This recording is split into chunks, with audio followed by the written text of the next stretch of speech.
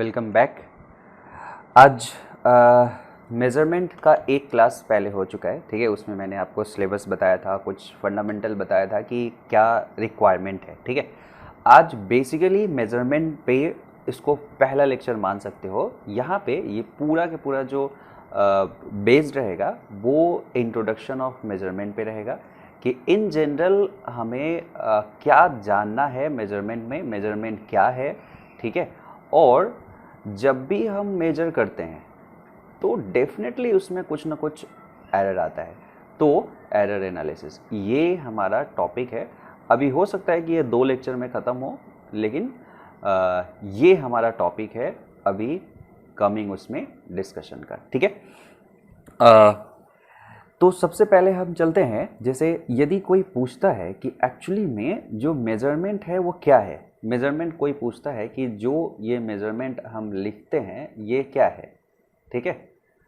यदि फाउंडेशन से आपसे पूछे कि मेज़रमेंट क्या है, ठीक है, ये मेज़रमेंट क्या है, तो आप क्या करते हो। जैसे सपोज करो कि मैं कहूँ कि आपका हाइट कितना है, तो आप क्या करोगे, एक इंच टेप टाइप का चीज़ लोगे और आप उसे मेज़र करके बता दोगे। मतलब मेज़र करके बता दिए, लेट्स से कि 5.6 फीट है मेरा हाइट। तो आपने क्या किया, हाइट एक पैरामीटर है जिसे मेज़र करने के लिए मैंने आपसे कहा, और आपने क्या किया, एक इंस्ट्रूमेंट लिया, काइंड ऑफ जैसे टेप एक इंस्ट्रूमेंट था, और आपने एक न्यूमेरिकल वैल्यू बता दिया कि अच्छा 5.6 फीट, ठीक है, मेरा हाइट है। तो कहने का मतलब हम कह सकते हैं कि मेजरमेंट जो होगा, कोई भी फिजिकल पैरामीटर, कोई भी यदि हमारे पास में एक फिजिकल पैरामीटर है, ठीक है, उस पैरामीटर को यदि हम कन्वर्ट कर देते हैं, ठीक है, एक मीनिंगफुल यदि नंबर में, ठीक है,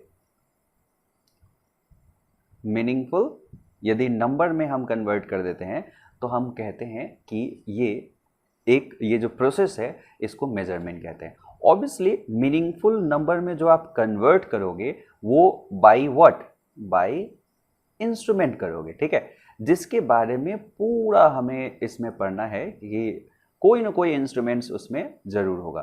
तो यहाँ पे जो फिजिकल पैरामीटर मैंने आपको बताया, ठीक है, ये फिजिकल पैरामीटर हो जाएगा, वो बहुत कुछ हो सकता है। जैसे अभी मैंने आपसे कहा था कि आप हाइट वो करके बता दो, ठीक है। प्रेशर हो सकता है, फोर्स हो सकता है, वोल्टेज हो सकता है, करंट हो सकता है, एक्सेट्रा बहुत सारी चीज़ें, ये क्या हो सकता है, फिजिकल पैरामीटर हो सकता है जिसे मेजर करना है, ठीक है। तो इस मेजरमेंट जो प्रोसेस है उसमें आप उसको कन्वर्ट कर देते हो, उस पैरामीटर को कन्वर्ट कर देते हो एक मीनिंगफुल नंबर में।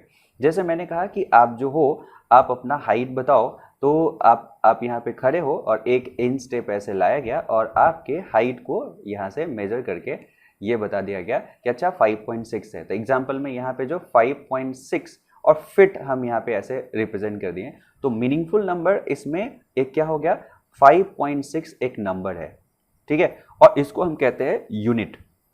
यूनिट बताना भी बहुत इंपॉर्टेंट होता है, अदरवाइज हमें पता नहीं चलेगा, क्योंकि एक फीट का एक अपना स्टैंडर्ड होगा, 1 मीटर का एक अपना स्टैंडर्ड होगा। वो स्टैंडर्ड का कितना टाइम्स आप अभी मेजर करके दिए हो, तो ये एक न्यूमेरिकल वैल्यू है, ठीक है। तो हमेशा जो मेजरमेंट रहेगा वो अक्सर एक न्यूमेरिकल वैल्यू और एक यूनिट में रहेगा। जैसे सपोज करो कि आप वोल्टेज को मेजर करते, तो आप मेजर करके क्या करते, जैसे मैं कहूँ कि जो आपका हाउस होल्ड कनेक्शंस है, हाउस होल्ड कनेक्शंस पे जाओ, देखो, और उस हाउस होल्ड कनेक्शन में आप बताओ कि मुझे इसमें वोल्टेज कितना है। तो आप क्या करते, एक वोल्ट मीटर लेते और वोल्ट मीटर से यहाँ पे वोल्ट मीटर से आप इसे रीड कर लेते। वोल्ट मीटर सपोज करो कि ये यहाँ पे दे देता है 220 वोल्ट, सपोज 220 वोल्ट दिया। तो आपने यहाँ पे देखो, इस पूरे प्रोसेस को समझने के लिए आप कह सकते हो कि आप किस फिजिकल पैरामीटर को यूज मेजर करने जा रहे हो, वो है वोल्टेज, ठीक है। तो वोल्टेज आपका क्या हो गया, एक फिजिकल पैरामीटर हो गया। उसको एक इंस्ट्रूमेंट्स आपने यूज किया है, और वो इंस्ट्रूमेंट कौन सा है, वोल्ट मीटर, ठीक है। ये क्या है, वोल्ट मीटर है। और वोल्ट मीटर ने क्या कर दिया है, एक वोल्टेज है उसको एक मीनिंगफुल नंबर दे दिया है। उस मीनिंगफुल नंबर में एक यहाँ पे नंबर होगा और एक यूनिट होगा, ठीक है, एक यूनिट होगा। यूनिट स्टैंडर्ड चीज होता है। 1 वोल्ट यदि हमें मालूम रहता है कि किसे कहते हैं, उसको धीरे धीरे हम देखेंगे बहुत उसमें। और एक नंबर 220 वोल्ट, मतलब 1 वोल्ट का ये 220 टाइम्स है। तो एक तरह से मेजरमेंट का मीनिंग आपने यहाँ पे देख लिया। अब यदि कोई कहता है कि यदि चलो इस मेजरमेंट में एक ओवरऑल यदि हम एक जनरलाइज मेजरमेंट की बात करें तो उसमें क्या क्या चीज़ पॉसिबिलिटी है, एक जनरलाइज मेजरमेंट में क्या क्या चीज़ पॉसिबिलिटी है, यदि कोई कहता है तो कैसे हम निकालेंगे उसको मैं यहाँ पे बता रहा हूँ। तो अब हम पढ़ने ये जा रहे हैं कि एक मेजरिंग सिस्टम एक जनरलाइज कैसा हो सकता है। ठीक है, तो हम यहाँ पे देखने जा रहे हैं एक जनरलाइज बिल्डिंग ब्लॉक, किसका? Building block of measuring system. इसको ध्यान से देखना, एक काइंड ऑफ ये सिलेबस ही होगा। ठीक है, काइंड ऑफ हम कह सकते हैं कि ये आपका एक सिलेबस ही बन जाएगा कि एक generalise building block measuring system का क्या हो सकता है। सबसे पहले आप इसमें देखोगे तो सबसे पहले कोई ना कोई एक ऐसा फिजिकल पैरामीटर होगा जिसे हमें मेजर करना है। तो उसको अक्सर जो हम नाम देते हैं, स्टैंडर्ड नाम जो दिया जाता है उसे नाम दिया जाता है मेजरेंट। ठीक है, मतलब वो क्वांटिटी जिसे आप मेजर करने जा रहे हो। ठीक है, फॉर एग्जाम्पल मेजरेंट क्या हो सकता है? फॉर एग्जाम्पल मेजरेंट क्या हो सकता है? कोई भी फिजिकल क्वांटिटी। ठीक है, तो आप इसको लिख सकते हो कि जो ये है मेजरेंट जो है, आप ऐसा कह सकते हो कि this is quantity to be measured, है ना, क्वांटिटी या physical quantity to be measured, जिसको आप मेजर करने जा रहे हो, जिस फिजिकल क्वांटिटी को, उसको नाम दे देते हैं मेजरेंट। तो अब एग्जाम्पल के लिए जैसे वोल्टेज एक तरह से क्या हो सकता है? मेजरेंट हो सकता है, करंट हो सकता है, पावर हो सकता है ना, फ्रीक्वेंसी हो सकता है, पावर फैक्टर हो सकता है इलेक्ट्रिकल के टर्म्स में। ठीक है, बाकी फोर्स, डिस्प्लेसमेंट, ये सब बहुत सारी चीज़ हो सकता है, एक्सेट्रा, ये सारी चीज़ हो सकता है इसके मेजरेंट के एग्जाम्पल। आप मुझे बताओ, सबसे पहले इस चीज़ को सेंस करने वाला कोई एलिमेंट चाहिए ना, तो जो सबसे पहला ब्लॉक जो यहाँ पे चाहिए, उस ब्लॉक को आप नाम दे सकते हो PSE। सबका डिटेल भी मैं बताऊंगा कि PSE क्या है।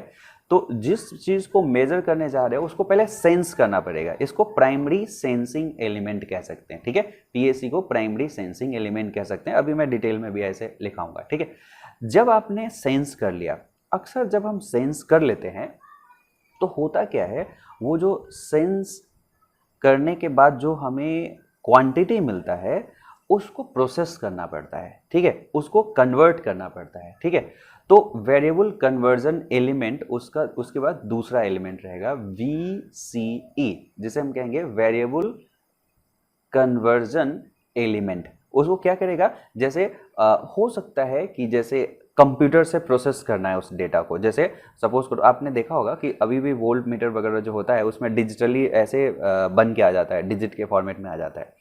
लेकिन यदि वोल्ट मीटर ने मेजर किया है तो हो सकता है कि वो एक एनालॉग सा एक तरह से डेटा है, एनालॉग डेटा है, और उसे डिजिटल में कन्वर्ट करना है। ठीक है, प्रोसेस करके कि कोई एलईडी जल जाए और ऐसे करके जल जाए, तो यहाँ पे वो उस चीज़ को कन्वर्ट करने वाला चाहिए, तो उसी को कहा जाता है वेरिएबल कन्वर्जन एलिमेंट, VCE। उस VCE के बाद जो नेक्स्ट एलिमेंट होता है जिसे हम कहते हैं DME। DME stands for data transmission element. Data को ट्रांसमिट जो करना है वो है, क्योंकि जरूरी नहीं कि जहाँ पे मेजर हुआ वहीं पे डिस्प्ले हो रहा है, हो सकता है कि डिस्प्ले अलग करना हो। जैसे एक इमेजिन करो कि न्यूक्लियर पावर प्लांट है और न्यूक्लियर के जो पावर प्लांट के अंदर में जो टेम्परेचर है उसको डिटेक्ट करके हमें पता करना है। तो जो मेजरमेंट हो रहा है या जो सेंसर होगा वो तो लगा होगा कहाँ पे, उस प्लांट के अंदर में, और हम जहाँ कंट्रोल सिस्टम पूरा चीज़ लगा हुआ है वहाँ पे उसका इंफॉर्मेशन चाहिए, तो उसको ट्रांसमिट करना पड़ सकता है। जरूरी नहीं ट्रांसमिशन का मतलब उतना दूर, हो सकता है कि वहीं पे डिस्प्ले डिवाइस लगा हुआ है तो उस डिस्प्ले करने के लिए भी उस डेटा को ट्रांसमिट करना पड़ेगा। ठीक है, तो DME डेटा, पहले तो डेटा मैनिपुलेटिंग एलिमेंट होगा, उसको मैनिपुलेट करेगा, मतलब कि जैसे कभी कभी ये DME है मैंने लिखा था, उसके बाद ट्रांसमिशन है। DME डेटा मैनिपुलेटिंग एलिमेंट, इसमें क्या हो रहा है कि अब हो सकता है कि कोई चीज़ जो मेजर किया गया है वो इतना छोटा है कि उसे रीड करना, उसको समझना मुश्किल है, तो हमने उसको एम्पलीफाई कर दिया, ठीक है। तो हो सकता है कि वहाँ पे एम्पलीफिकेशन की ज़रूरत हो, या इतना बड़ा ज़्यादा टेम्परेचर है कि उसको कम करने की ज़रूरत है। जैसे सपोज करो कि हम ट्रांसमिशन लाइन की बात करें जो 400 किलो वोल्ट पे चलता है, वहाँ पे किसी ने सेंस किया और उसको इंडिकेट करना है, तो 400 किलो वोल्ट बहुत बड़ा क्वांटिटी है, तो हो सकता है कि उसे हमें रिड्यूस करके फिर हमें अगला एलिमेंट को किसी को देना है, तो हो सकता है कि वहाँ पे एटेन्यूएटर की ज़रूरत पड़े। तो ये डेटा मैनिपुलेटिंग एलिमेंट रहेगा डीएमई, और उसके बाद ट्रांसमिशन करेंगे, ठीक है। तो नेक्स्ट हमारे पास में हो जाएगा डीटीई, जो कि डेटा ट्रांसमिशन एलिमेंट हो गया। और डेटा ट्रांसमिशन के बाद में अक्सर जो आपको जो डेटा है उसको डिस्प्ले करने की ज़रूरत है, तो उसको हम वहाँ पे लगा रहेगा डेटा, जो डिस्प्ले करने के लिए होगा डेटा प्रेजेंटर एलिमेंट या presentation element, data presenting elements, DPE, ठीक है। और यहाँ पे आपको दिखता रहेगा डिस्प्ले करके, जैसे आपने देखा होगा 7 सेगमेंट डिस्प्ले, देखा है 7 सेगमेंट डिस्प्ले में क्या रहता है, जैसे एक छोटा सा उसमें बता देता हूँ मैं, और रियल फोटो भी बता दूंगा। एक जैसे ऐसा रहता है, उसमें एलईडी लगे होते हैं ऐसे ऐसे, और इस एलईडी से वो हर चीज़ बताने के लिए कैपेबल होता है, ठीक है। जैसे 2 लिखना है और 1 लिखना है, सिर्फ 1 लिखना है, 5 लिखना है, ऐसे करके वो इतना इतना एलईडी होता है। और 5 लिखना है तो क्या करेगा, तो 5 जैसे कौन कौन जले तो 5 आ जाएगा। तो देखो यदि ये एलईडी जल जाए, ये एलईडी जल जाए, ये एलईडी जल जाए, ये एलईडी जल जाए, ये एलईडी जल जाए, तो 5 हो जाएगा। 4 लिखना रहता तो कैसे, 1 लिखना तो कैसे, इसे 7 सेगमेंट डिस्प्ले कहते हैं, ठीक है। तो इसके बारे में हम थोड़ा थोड़ा लिख लेते हैं। सबसे पहला पॉइंट हमारे पास में है पीएसई। तो पीएसई जो हो गया, PSE stands for what, primary sensing element. तो ये हमारे पास में हो गया प्राइमरी सेंसिंग एलिमेंट, ठीक है, ठीक है। अक्सर इसे हम सेंसर भी कह सकते हैं कि ये हमारा एक पहला सेंसर है। उसके बाद इसके इसके एग्जाम्पल क्या क्या हो सकते हैं, प्राइमरी सेंसिंग एलिमेंट के जो एग्जाम्पल हो सकते हैं वो हो सकते हैं जैसे थर्मोकपल, ठीक है।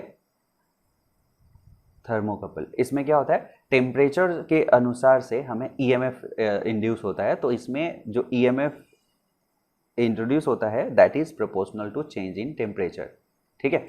तो यहाँ पे थर्मोकपल एक सेंसर हो गया, जिसमें क्या हुआ, टेम्परेचर चेंज हुआ और उसकी वजह से ईएमएफ में कन्वर्ट हो गया। ईएमएफ मतलब पोटेंशियल आपको मिल गया। अब उस पोटेंशियल को आगे आप उसको कन्वर्ट कर सकते हैं, उसे मैनिपुलेट कर सकते हैं, ट्रांसमिट कर सकते हैं, डिस्प्ले कर सकते हैं, कुछ भी कर सकते हैं, ठीक है। ऐसे ऐसे करके हम एक एक बहुत सारे इफेक्ट को देखेंगे। एक्चुअली इसको सीबेक इफेक्ट कहा जाता है, जस्ट हम जानते हैं तो इसको लिख लेते हैं, सीबेक इफेक्ट इसको कहा जाता है, ठीक है, जिसमें टेम्परेचर एक ईएमएफ में कन्वर्ट हो जाता है। तो ये पीएसी का एक एग्जांपल हो गया। तो PAC is basically a sensor, ठीक है, उसको कह सकते हो। नेक्स्ट में आपके पास में जो है वीसीई है। तो वीसीई जो है वो है वेरिएबल कन्वर्जन एलिमेंट। जो भी यहाँ पे आया है उसको कन्वर्ट करना पड़ेगा, ठीक है। तो वेरिएबल कन्वर्जन एलिमेंट आपके पास में है यहाँ पे, ठीक है। इसके एग्जाम्पल क्या क्या हो सकते हैं, वेरिएबल इसके एग्जाम्पल जो हो सकते हैं, इसके एग्जाम्पल जो हो सकते हैं वो जैसे analogue to digital converter. Analogue में जैसे ईएमएफ एनालॉग में मिला, उसे डिजिटल में कन्वर्ट कर दिया ताकि आगे हम उसका प्रोसेसिंग कर सकें, ठीक है।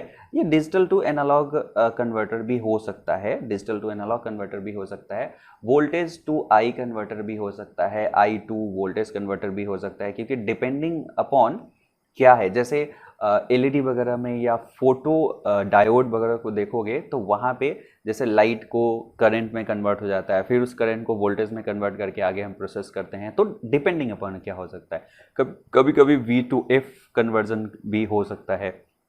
तो एक्सेट्रा बहुत सारे इसके एग्जाम्पल है जो वेरिएबल कन्वर्जन एलिमेंट होता है, ठीक है, जो कि दूसरा स्टेज में आपने देखा। तीसरा चीज जो इसमें आपके पास में है वो है डीएमई। डीएमई का मतलब होता है data manipulation element. Data manipulation element का मतलब क्या हुआ कि डेटा को आपको मैनिपुलेट करना है, data manipulation element. Data manipulation element जो है उसको यदि आप देखोगे तो जैसे इसके एग्जाम्पल क्या हो सकते हैं, जैसे जो डेटा आ गया वो सपोज करो कि आगे प्रोसेस करने लायक नहीं है, तो हो सकता है कि उसको एम्पलीफाई करना पड़े। तो एम्पलीफायर एक तरह से क्या हो सकता है, एम्पलीफायर जो है एक डेटा मैनिपुलेटिंग एलिमेंट हो सकता है, ठीक है। उसी तरह से मॉड्यूलेटर हो सकता है, ठीक है। उसी तरह से आपके पास में एटेन्यूएटर हो सकता है। एटेन्यूएटर क्या करता है, वो चीज़ों को छोटा कर देता है, जैसे एटेन्यूएटर हो सकता है। जैसे एम्पलीफायर क्या करता है, जैसे कोई सिग्नल यदि छोटा है तो यहाँ से पार करा दोगे तो इसको ये बड़ा सिग्नल बना देगा, ठीक है। तो ये एम्पलीफिकेशन हो गया। एटेन्यूएशन में उल्टा होता है, बड़ा सिग्नल यदि ऐसा है और उसे आप एटेन्यूएटर से पास करा दोगे तो वो उसे छोटा सिग्नल बना देगा, इस तरह के। तो ये DME हो गया। नेक्स्ट जो हमारे पास में हो गया DPE हो गया, वो इसका मतलब डेटा प्रेजेंटर एलिमेंट है। तो आप इसको लिख सकते हो कि ये जो है वो डेटा प्रेजेंट करने के लिए आ गया, data present element, data present element है। इसके एग्जाम्पल क्या क्या हो सकते हैं, इसके एग्जाम्पल हो सकते हैं जैसे CRO, ये सब भी थोड़ा थोड़ा आपको पढ़ना पड़ेगा। तो जैसे CRO, ठीक है, जहाँ पे ग्राफ वगैरह को देखा जा सकता है, ठीक है। डिजिटल डिस्प्ले भी होता है, 7 सेगमेंट डिस्प्ले भी होता है, ठीक है। तो डिजिटल डिस्प्ले, इवन कंप्यूटर जो है वो भी एक तरह से डेटा प्रेजेंटर एलिमेंट भी है, और इसके अंदर में मैनिपुलेशन, प्रोसेसिंग सब चीज़ चलता है। तो ये तो एक सब चीज़ का कॉम्बिनेशन है। तो इस तरह से आपको पता चल गया कि ये हमारे पास में 4 जो मेजर बेसिक बिल्डिंग ब्लॉक होता है वो क्या होता है, ठीक है।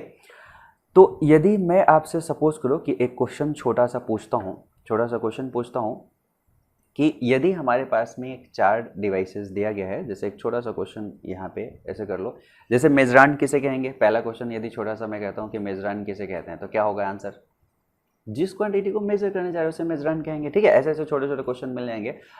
सपोज करो कि एक एग्जाम्पल दिया हुआ है, in a general measuring system, जो जनरल मेजरिंग सिस्टम है, the following blocks are given. Suppose करो कि एक पूरा मेजरमेंट का सिस्टम है, उसमें ये सब ब्लॉक दिया हुआ है। पहला दिया हुआ है VCE, ठीक है, वेरिएबल कन्वर्जन एलिमेंट। दूसरा दिया हुआ है DPE, तीसरा दिया हुआ है DTE, ट्रांसमिशन एलिमेंट, ये प्रेजेंटर एलिमेंट। चौथा दिया हुआ है DME, डेटा मैनिपुलेटिंग एलिमेंट, और पांचवा दिया हुआ है PSE। तो इसे कहता है कि करेक्ट ऑर्डर क्या होगा, correct order is equal to dash. Correct order क्या होगा ये आपको बताना है। तो ये तो आप आराम से बता सकते हो, क्या है, अभी जस्ट तो आपने पढ़ा है। करेक्ट ऑर्डर सबसे पहले PSE, फिर VAC, फिर DME, फिर DTE, फिर DPE, है ना। तो पहला ये, दूसरा ये, तीसरा ये, चौथा ये, पांचवा ये, खत्म, बन गया, ठीक है। तो इस तरह से जो होगा क्वेश्चंस आपके पास में दे सकता है। अब यदि मैं नेक्स्ट उस पर चलूँ, ये क्वेश्चन आपको पता चल गया। यदि मैं नेक्स्ट उस पर चलूँ कि एक्चुअल में टाइप ऑफ मेजरमेंट, अब 2 चीज़, जैसे मेजरमेंट सिस्टम देख लिया, तो हम किसी क्वांटिटी का मेजर कर रहे हैं, तो 2 चीज़ है, एक मेजर कर रहे हैं तो वो मेजरमेंट कैसे कैसे हो सकता है, उसका कितना तरीका हो सकता है, उस मेजरमेंट में क्या कुछ एरर आ सकता है, तो ऑब्वियसली हमेशा एरर आएगा वो। और उसके बाद दूसरा, जिस चीज़ से मेजर कर रहे हैं वो इंस्ट्रूमेंट, तो इंस्ट्रूमेंट हमारा आगे के लेक्चर का पार्ट रहेगा। अभी के लेक्चर का जो मेन पार्ट है, मेन उद्देश्य जो है वो ये है कि मेजरमेंट से रिलेटेड चीज़ें हम जान जाए कि जो मेजरिंग प्रोसेस जो है उस प्रोसेस में क्या एरर आ सकता है, कैसे कैसे मेजर कर सकते हैं, वो सब चीज़ आ गया। तो इसीलिए अभी हम देखेंगे कि टाइप ऑफ मेजरिंग मेथड क्या हो सकता है। टाइप ऑफ मेजरिंग मेथड क्या हो सकता है, type of measuring method, measuring method का टाइप क्या हो सकता है, ठीक है। तो इसमें 2 तरह का चीज होता है। यदि हम टाइप उसमें देखें तो एक होता है डायरेक्ट मेथड और एक होता है इनडायरेक्ट मेथड। डायरेक्ट मेथड और दूसरा होता है इनडायरेक्ट मेथड। मतलब हम मेजरमेंट जो कर सकते हैं वो ऐसे कर सकते हैं, इनडायरेक्ट मेथड, ठीक है। तो अब जैसे डायरेक्ट मेथड का मतलब क्या है, जैसे मैंने पहला एग्जांपल आपको बता दिया कि सपोज करो कि एक कोई भी चीज़ है, जैसे आप खड़े हो और आपका हाइट मेजर करना है, तो आपने डायरेक्टली मेजर कर लिया, सीधे इन स्टेप लाया और वहाँ पे ऐसे करके इसको ये ऐसा रख दिया और यहाँ पे बता दिया कि अच्छा ये इस स्केल पे आ रहे हो, ऐसे कर दे। तो यहाँ पे डायरेक्ट मेजर कर रहे हैं, यहाँ पे फिजिकल क्वांटिटी एसेसिबल है ऐसे करके, और आप आराम से मेजर कर लिए। लेकिन वहीं दूसरा चीज़ मैं ऐसा कहूँ कि सपोज करो कि हमारे पास में एक सर्किट है, ठीक है, एक सर्किट है और उस सर्किट में यदि हमें करंट निकालना है, ठीक है, इस सर्किट में करंट निकालना है, ये R है और यदि ये V है, इसमें करंट निकालना है, तो आपको सबसे पहले ये करना पड़ेगा कि यहाँ पे एक इंस्ट्रूमेंट लाना पड़ेगा, ठीक है। और यहाँ पे एक इंस्ट्रूमेंट जो आप लाओगे, यहाँ पे जो एक इंस्ट्रूमेंट लाओगे वो इसको कट करके इसके बीच में लगाना पड़ेगा और उसको हम कहते हैं आमीटर, कि इसमें यदि आप यहाँ पे देखोगे तो यहाँ पे आपको लगाना पड़ेगा एक आमीटर। तो यहाँ पे डायरेक्ट मेजरमेंट का कुछ नहीं हुआ, आमीटर आया और आमीटर में भी एक पॉइंटर लगा रहता है, ठीक है। इसमें एक क्या रहेगा, एक पॉइंटर लगा रहेगा और आप पॉइंटर को देखोगे कि यहाँ पे एक स्केल होता है और इस स्केल पे ये पॉइंटर इंडिकेट करता है कि कितना एम्पियर होगा। तो कहीं ना कहीं यहाँ पे ऐसा हो गया कि जिस क्वांटिटी को आप मेजर करने जा रहे हो, जिस क्वांटिटी को मेजर करने जा रहे हो आई, वहां से एक पॉइंटर मूव किया है। इसका मतलब कहीं ना कहीं ये जो इलेक्ट्रिकल क्वांटिटी है, ये आई जो है, ये कैसा क्वांटिटी है, इलेक्ट्रिकल क्वांटिटी है, ठीक है। और इस इलेक्ट्रिकल क्वांटिटी को मेजर करने के लिए आपने एक इंस्ट्रूमेंट का यूज किया है, आपने एक इंस्ट्रूमेंट का यूज किया है और ये जो इंस्ट्रूमेंट है वो उस इलेक्ट्रिकल क्वांटिटी को ये मूवमेंट में बदल रहा है। और मूवमेंट में बदलने का मतलब, ये जो मूवमेंट यहाँ पे आया है, मूवमेंट मतलब मैकेनिकल क्वांटिटी।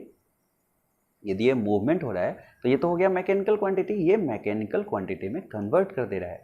तो आप सोचो, यहाँ पे डायरेक्ट मेजर नहीं कर रहे हैं हम, इसका एक इनडायरेक्ट फॉर्मेट यहाँ पे यूज कर रहे हैं, ठीक है। तो ऐसे चीज़ों को हम इनडायरेक्ट मेजरमेंट कहते हैं, ठीक है। तो डायरेक्ट मेजरमेंट और इनडायरेक्ट मेजरमेंट आपको पता चल गया होगा, क्लियर है। तो मोस्टली इनडायरेक्ट मेजरमेंट ही होता है सेंसर लगाने के बाद। जैसे अब यदि सपोज करो कि आप टेम्परेचर की ही बात करो कि कोई एक बीकर में यहाँ पे वाटर रखा हुआ है और इसका टेम्परेचर यदि आपको मेजर करना है, तो आप जिस इंस्ट्रूमेंट का यूज करते हो उसे कहते हैं थर्मामीटर। थर्मामीटर क्या करता है, जब थर्मामीटर आप यहाँ पे रखते हो तो इसके टेम्परेचर के अनुसार से इसमें एक स्केल बना रहता है और उसमें जो पैरा रखा रहता है, HG जो रखा रहता है, वो उसके अनुसार से उसमें क्या बता देता है, ये बता देता है कि इतना टेम्परेचर है। तो ये जो एक्सपेंशन हो रहा है वो इनडायरेक्ट है ना, टेम्परेचर की वजह से एक्सपेंशन। उसके बाद एक पहला मेथड मैंने आपको यहाँ पे बताया था कि हो सकता है कि यदि आपने थर्मोकपल यूज किया, तो थर्मोकपल यूज किया तो इस थर्मोकपल में EMF आपको मिल सकता है टेम्परेचर के कॉरस्पॉन्डिंग। तो टेम्परेचर मेजर करने के लिए फिर आपको वोल्ट मीटर टाइप का चीज़, एक जो वोल्टेज सेंसिंग एलिमेंट रहेगा उससे आप यूज कर सकते हो, क्योंकि ये EMF बना देगा। तो ये बीच में सेंसर लाना पड़ा, ये एक इनडायरेक्ट मेथड हो गया। तो मेरे ख्याल से आपको ये पता चल गया होगा कि इनडायरेक्ट मेथड क्या है। तो मेजरमेंट का टाइप कोई पूछता है तो एक होगा डायरेक्ट, एक होगा इनडायरेक्ट। अब मेन यहाँ पे ये है कि सपोज करो, मैं एक सिंपल एग्जांपल यहाँ पे देता हूँ। लेट्स से कि ये मैं कहता हूँ कि ये 100 वोल्ट का है, ठीक है। लेट्स से कि ये V जो है 100 वोल्ट का है और जो R है वो 10 ओम का है, ठीक है। तो आप करंट जो एक्सपेक्ट कर रहे हो, जो करंट यहाँ पे एक्सपेक्ट कर रहे हो, वो सिंपली 100/10 V/I और मतलब 10 एम्पियर एक्सपेक्ट कर रहे हो। एक्चुअली 10 एम्पियर जो आप एक्सपेक्ट कर रहे हो, ये आप कह सकते हो इस आई का एक ट्रू वैल्यू है, ठीक है।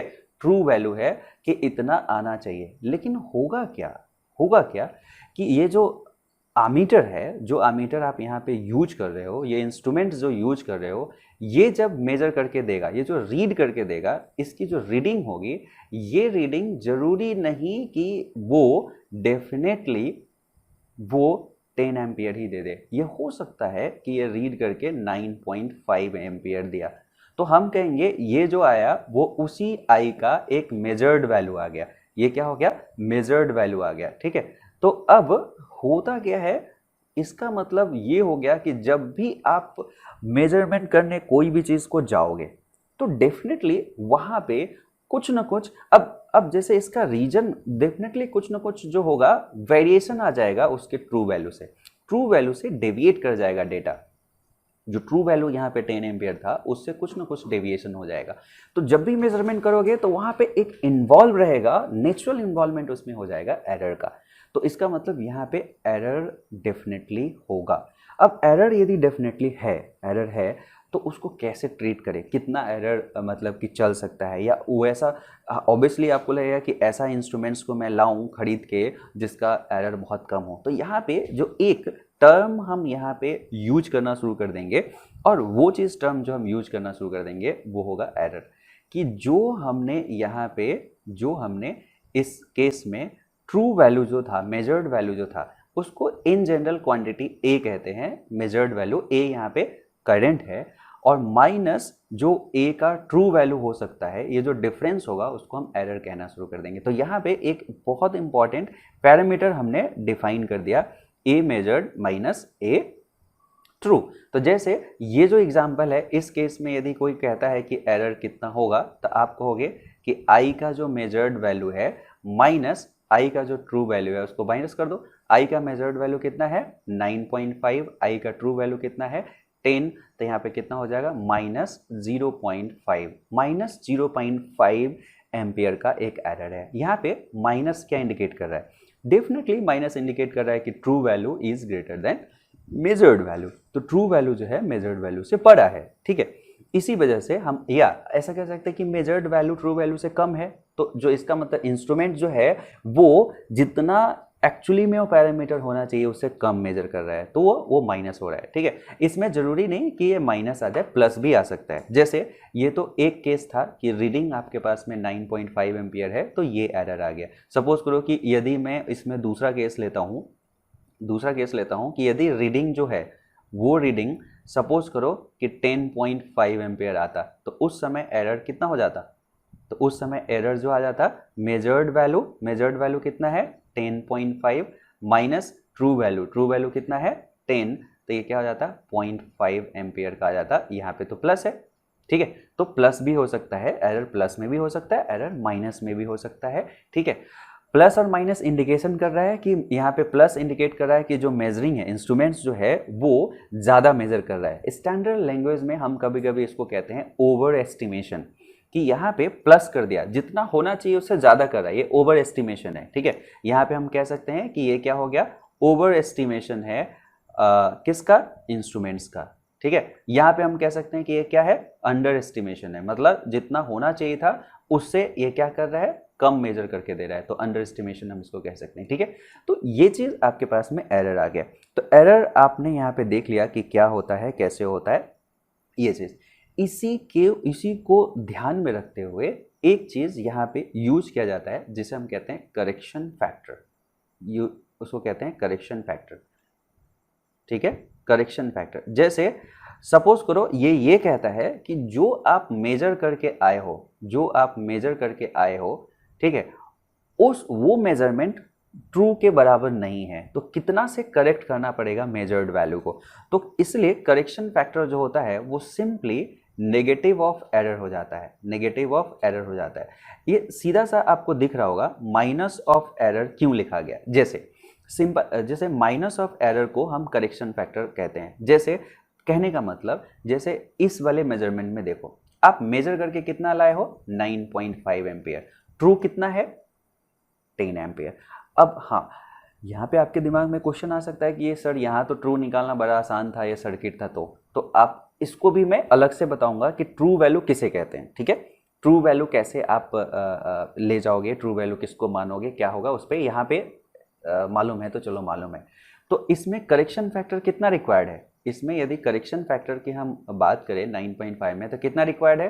तो जो एरर इसमें आया है, मतलब इसका नेगेटिव, तो माइनस ऑफ माइनस 0.5 मतलब प्लस 0.5 का करेक्शन फैक्टर है। ऑब्वियसली 9.5 में प्लस 0.5 कर दोगे तो क्या हो जाएगा, वो 10 ट्रू पे पास में आ जाएगा। इसमें करेक्शन फैक्टर कितना रिक्वायरमेंट है? यदि इसी चीज को यहाँ पे पूछो कि इसमें करेक्शन फैक्टर की रिक्वायरमेंट कितनी है, तो माइनस ऑफ 0.5।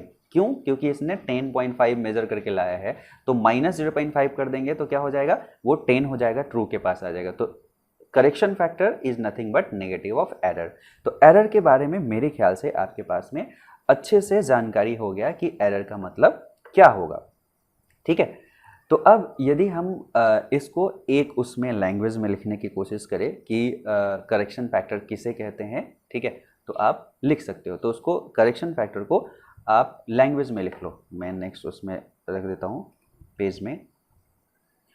क्योंकि आपके पास में नोट्स भी होना चाहिए, ठीक है, जो जो चीज़ ऐसे बता रहा हूँ करेक्शन फैक्टर नोट्स भी होना चाहिए। तो इसको लिख लो, the value that you are going to add और subtract from the measured value is known as correction factor, is known as correction factor. कोई कहता है करेक्शन फैक्टर क्या पॉजिटिव होगा या नेगेटिव होगा, तो ये पॉजिटिव भी हो सकता है, ये नेगेटिव हो सकता है। करेक्शन फैक्टर कैन बी या मे बी ईदर पॉजिटिव और नेगेटिव, और correction factor is equal to negative of error. तो ये सिर्फ हमें ध्यान में रखना है बस कि करेक्शन फैक्टर जो होता है नेगेटिव ऑफ एरर होता है, ठीक है। अब यदि कोई कहता है कि एरर जो होता है वो कितने तरह का हो सकता है, जो एरर है वो कितने तरह का हो सकता है, तो जो एरर है उसको आप ऐसा कह सकते हो, जो एरर आया है वो दो तरह के हो सकते हैं, और भी टाइप बेसिस जब बदलेगा तो मैं बताऊंगा। एक होता है स्टैटिक एरर। स्टैटिक एरर का मतलब होता है कि यदि कोई एरर है और टाइम के साथ चेंज नहीं हो रहा है, ठीक है। जैसे मैं उस एमीटर की ही बात करूं जिस एमीटर को अभी अभी आपने यूज किया था। इस एमीटर ये कहता है कि चाहे उसको उस सर्किट में अभी मेजर किए, ये 9.5 एम्पियर मेजर करके दे रहा था, ठीक है। आई को जो मेजर करके दे रहा था लेट्स से 9.5 एम्पियर मेजर करके दे रहा है, मतलब कि ये 0.5 कम दे रहा है। तो इसमें एरर आप कह सकते हो कि इसमें सपोज करो कि ई से रिप्रेजेंट कर दिए एरर को, तो यहाँ पे एरर जो था मेजर्ड माइनस ट्रू मतलब माइनस 0.5 एम्पियर था, नेगेटिव में 0.5 एम्पियर का ये एरर दे रहा था। मैंने इसको अभी मेजर किया, 1 घंटे बाद उसी सर्किट में जाके मेजर किया, उसके नेक्स्ट आवर में मेजर किया, हमेशा ये यही दे रहा है, तो हम कहेंगे ओके ये स्टैटिक एरर है, टाइम के साथ चेंज नहीं हो रहा है, ठीक है। लेकिन सम टाइम क्या होता है, जैसे आप देखोगे कभी कभी ऐसा कि सपोज करो कि जैसे आपने मशीन देखा होगा, यदि हमारे पास में एक डीसी मशीन है और डीसी मशीन में हमने सपोज करो कि करंट को मेजर करने के लिए एक चीज़ यहाँ पे इंस्ट्रूमेंट लगा रखा है, और डीसी मशीन जो है वो किसी न किसी एक मैकेनिकल चीज़ों से जुड़ा हुआ है, ये लगातार चल रही है। होगा क्या कि जैसे जैसे जैसे हीटअप वगैरह होता है, ये हीट इसमें होना शुरू हो जाएगा, तो जैसे जैसे ये हीटअप होगा वैसे वैसे इसमें पैरामीटर में चेंजिंग की वजह से यहाँ का जो रीडिंग होगा, जो आई का जो मेजरमेंट होगा वो भी वेरी करना शुरू हो जाएगा। वो लोड के चेंज करने की वजह से हो सकता है, बहुत देर चला या हेवी करंट जा रहा है तो इसमें जो हीटअप हुआ उसकी वजह से हो सकता है। तो इंस्ट्रूमेंट्स के सपोज करो कि हेवी करंट को यहाँ पे यूज कर रहा है और इंस्ट्रूमेंट में हीटअप मशीन भी हो सकता है, ये भी हीट हो सकता है, तो इंस्ट्रूमेंट्स में जो हीट प्रोड्यूस हुआ उसकी वजह से इसने मेजरमेंट में चेंजिंग ला दिया, टाइम के साथ उसमें चेंजिंग आ गया, तो हम कहेंगे ओके इसका एरर जो है वो टाइम के साथ चेंज हो रहा है। तो उसको जो कैटेगराइज करेंगे, जो दूसरा उसको जो कैटेगराइज करेंगे उसको हम करेंगे डायनेमिक में, तो हम इसको कह सकते हैं ये हो जाएगा डायनेमिक एरर, ठीक है। तो एरर दो तरह का हो सकता है, एक स्टैटिक एरर और एक हो सकता है डायनेमिक एरर। स्टैटिक एरर क्या कब कहेंगे, if error is independent of time, time से इंडिपेंडेंट है, ठीक है, इंडिपेंडेंट ऑफ टाइम, तो हम कहेंगे कि वो स्टैटिक है, ठीक है। इज नोन एज, ऐसे if error is independent of time then error is known as static error, पहला हो गया। और दूसरा ऑब्वियस सी बात है कि if error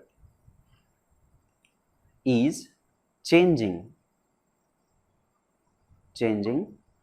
with respect to time, time के साथ में यदि वो चेंज हो रहा है तो then it is known as dynamic error, तो अब आपको पता चल गया होगा कि हम एरर जो होगा उसको कैसे कैसे कैटेगराइज कर सकते हैं। हम थोड़ा सा स्टैटिक एरर के फॉर्मेट को ही मेन पढ़ेंगे, क्योंकि डायनेमिक एरर में जब ईवर चेंजिंग है तो फिर वहाँ पे थोड़ा सा बताना मुश्किल हो जाएगा कि हर टाइम में मेजरमेंट चेंज हो रहा है तो हर इंस्टेंट में हमें डेटा चाहिए होगा, तो थोड़ा सा हम उसके बारे में देखेंगे, ठीक है। तो अब हमें पता चल गया कि एरर कितने तरह के हो सकते हैं। अब हम देखेंगे कि एरर को रिप्रेजेंट करने का तरीका क्या हो सकता है और क्यों ऐसा सोचा गया है, ये भी इंपॉर्टेंट चीज़ होता है। जैसे एरर को रिप्रेजेंट करने का तरीका क्या होता है और क्यों ऐसा सोचा गया है, दोनों चीज़ को हम देखेंगे, ठीक है।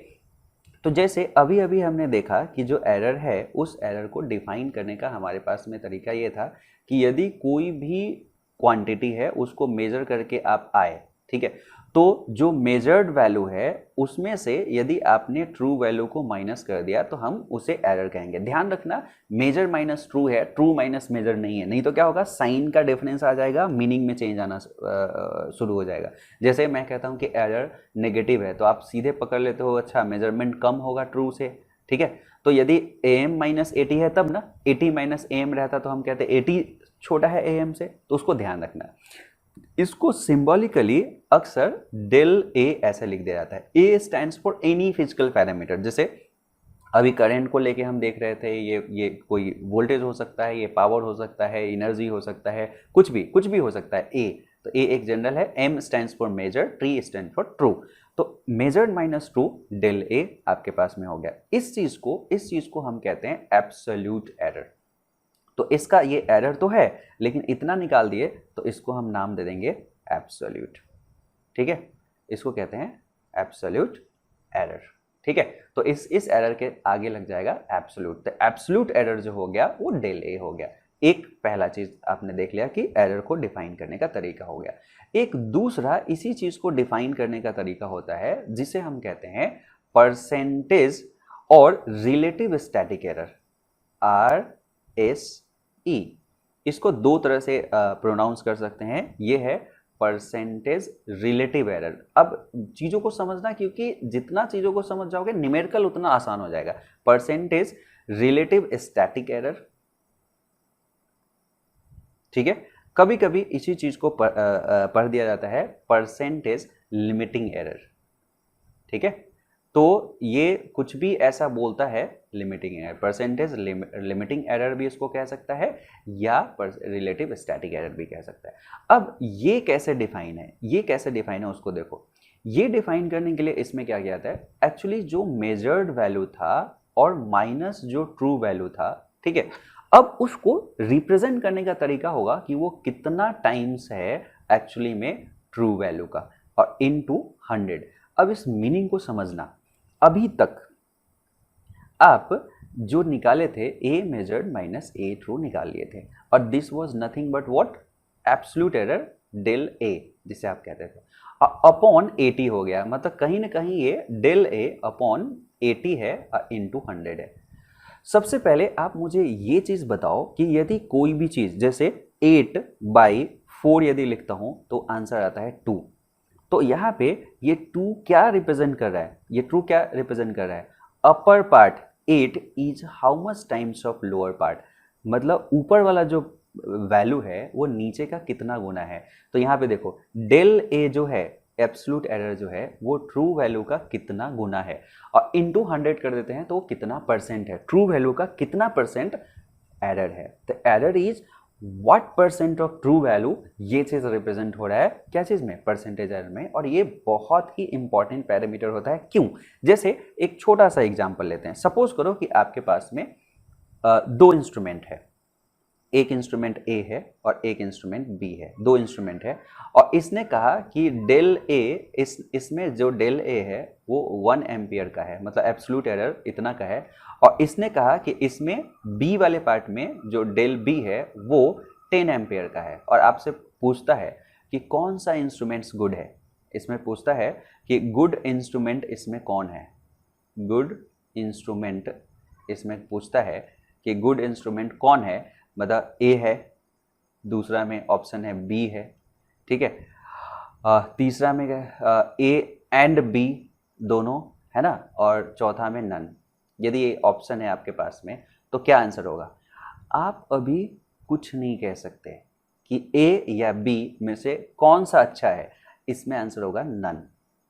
लेकिन यहीं पे यदि एक चीज़ मैं बता दूं, यहीं पे यदि मैं एक चीज़ छोटा सा पोर्शन यदि आपको बताता हूं कि सपोज करो कि ए और बी को जो आपने मेजर किया था उसमें ट्रू वैल्यू भी मालूम है, उसमें ट्रू वैल्यू भी, उसके कॉरस्पॉन्डिंग ट्रू वैल्यू भी मालूम है। तो जैसे सपोज करो कि यदि मैं यहाँ पे कहता हूँ कि ए का जो ट्रू वैल्यू था, लेट से मान लेते हैं कि 2 एम्पियर था, और जो बी का ट्रू वैल्यू था लेट से उसको मान लेते हैं कि 1000 एम्पियर है, ठीक है।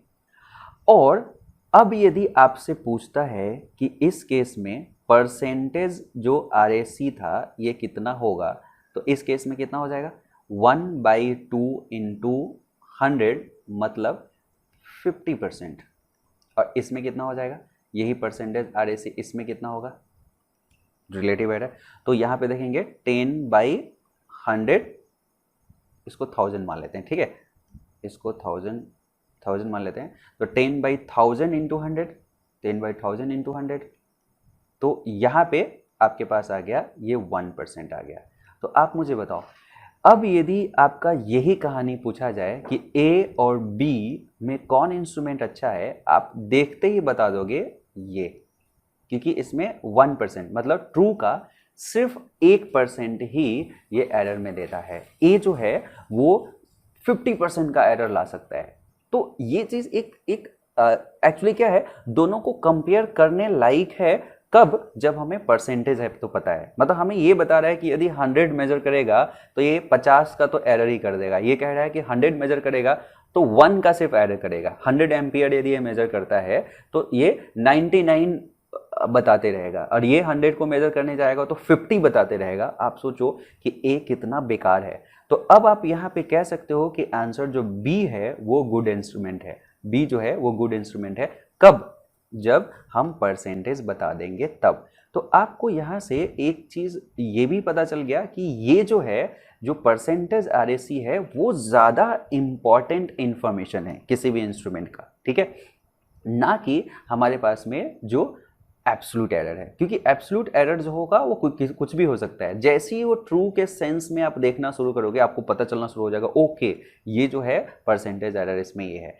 तो इसीलिए यदि आपसे कोई पूछता है कि जो मैन्युफैक्चरर जो है, यदि कोई इंस्ट्रूमेंट देता है, जैसे आमीटर खरीद के आप लाए, तो आमीटर में जो मैन्युफैक्चरर रहेगा वो एरर के बारे में बात नहीं करेगा, एब्सोल्यूट एरर इंडिकेट नहीं करेगा, वो परसेंटेज एरर इंडिकेट करेगा, और वो भी एक स्टैंडर्ड फॉर्मेट में करेगा, ठीक है। जैसे सपोज करो कि आप एक इंस्ट्रूमेंट खरीद के लाए हो, नेक्स्ट उसमें चलते हैं। एक इंस्ट्रूमेंट खरीद के आप लाए, ठीक है, और इस इंस्ट्रूमेंट खरीद के लाए तो वो अक्सर, सपोज करो कि एमीटर खरीद के लाए, तो ये क्या रहेगा, 0 से लेके 10 ऐसा पहले चीज लिखा रहेगा, क्योंकि इसका रेंज हमें पता होना चाहिए।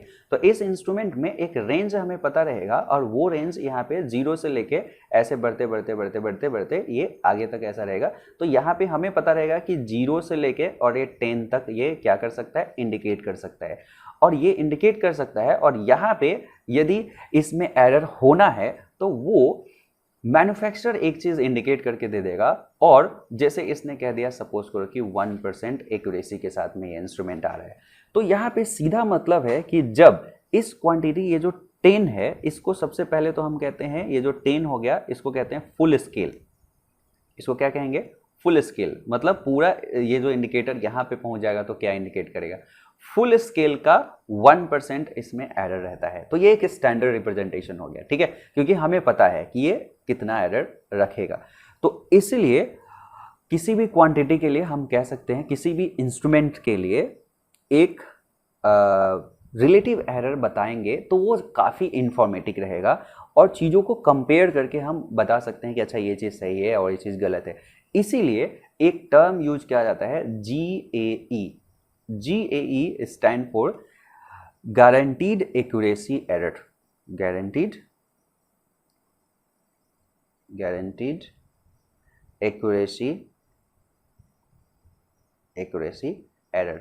ये मैन्युफैक्चरर जो होते हैं वो इंडिकेट करके देते हैं किसी भी इंस्ट्रूमेंट्स का। तो एक्चुअली में ये जो दिया गया है ये GAE दिया हुआ है, गारंटीड एक्यूरेसी एरर, ठीक है, जो फुल स्केल के फॉर्मेट में होता है। तो आप एक चीज लिख लो, the quantity of the instrument is given by the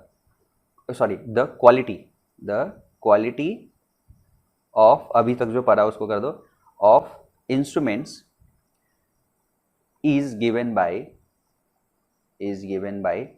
सबसे पहले परसेंटेज रिलेटिव एरर। ये आपने जस्ट इससे पहले वाले उसमें सीखा कि यदि हम परसेंटेज एरर, रिलेटिव एरर दिया गया है, जिसको relative static error, limiting error कुछ भी कह सकते हैं, ये यदि दिया रहे तो उससे क्वालिटी हमें पता चलता है, ठीक है, रिलेटिव एरर। नेक्स्ट में the error is always expressed in terms of, the error is always express, हमेशा एक्सप्रेस किया जाता है, always expressed in terms of the true value. जो ट्रू वैल्यू होगा, ट्रू वैल्यू मतलब हमेशा जो रिलेटिव एरर है, तो डेल ए एब्सोल्यूट में यहाँ पे ट्रू वैल्यू होगा। कभी भी आप ऐसा नहीं देखोगे कि डेल ए में यहाँ पे आपने मेजर्ड वैल्यू ले लिया, यदि ये ले लिया तो ये गलत है, ऐसा नहीं रहेगा। हमेशा ट्रू वैल्यू के रिस्पेक्ट में उसे मेजर किया जाएगा, value of the instrument. The error is always express in terms of true value, ठीक है, डेल ए बाई 80 टाइप का चीज। तीसरा पॉइंट जो अभी इंपॉर्टेंट चीज सीखे हो, if the accuracy of the instrument is mentioned, if the accuracy of the instrument is mentioned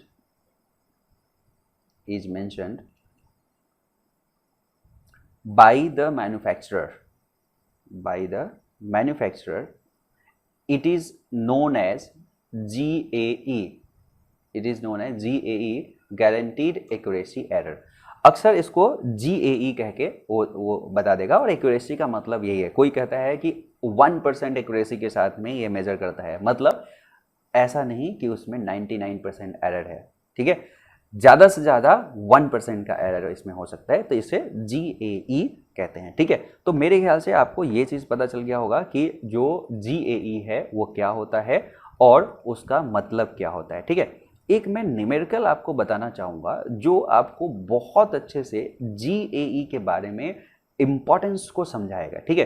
तो इस न्यूमेरिकल को आप बहुत ध्यान से देखना, ये न्यूमेरिकल आपके लिए बहुत इंपॉर्टेंट है। जैसे एक मैं एग्जाम्पल लेता हूँ, ठीक है, एक एग्जाम्पल लेता हूँ। लेट्स से एक एमीटर हमारे पास में 0 से 10 एम्पियर का एक एमीटर है, ठीक है, एक एमीटर है 0 से 10 एम्पियर का, और उसमें GAE मेंशन है। GAE जो मैन्युफैक्चरर ने मेंशन कर रखा है वो ±1 FSD, फुल स्केल डिफ्लेक्शन में इतना कर सकता है। इसको हम ऐसे परसेंटेज में लिखना है तो ऐसा लिख सकते हैं प्लस माइनस, प्लस या माइनस, कम या ज़्यादा कितने का हो सकता है, तो 1, और ये फुल स्केल कर रहा है 10 का कर रहा है, तो हम इसको ऐसा कर सकते हैं 1/100 इंटू 10, मतलब 10 में 1 का एक इसमें क्या है, एरर है, तो इसलिए परसेंटेज में ये हो जाएगा, और इसको हम कह सकते हैं कि ये ±0.1%, ये GAE है, ऐसा हम कह सकते हैं, ठीक है। अब ध्यान रहे कि इस केस में जो 0.1% यहाँ पे जो आया है, देखो यहाँ पे एक चीज़ मैंने गलत बोल दिया, यहाँ पे ये पहले से परसेंटेज था, ठीक है, तो इसलिए ये जो एक्चुअल वैल्यू आ जाएगा वो कितना आएगा, 1 ये 10/100 इंटू 1, ठीक है, 0.1% नहीं 0.1 एम्पियर का आएगा, ये एब्सोल्यूट एरर हो गया। ये जो दिया जाता है ये परसेंटेज एरर रहता है, हमने यहाँ पे निकाल दिया क्या चीज़, एब्सोल्यूट एरर।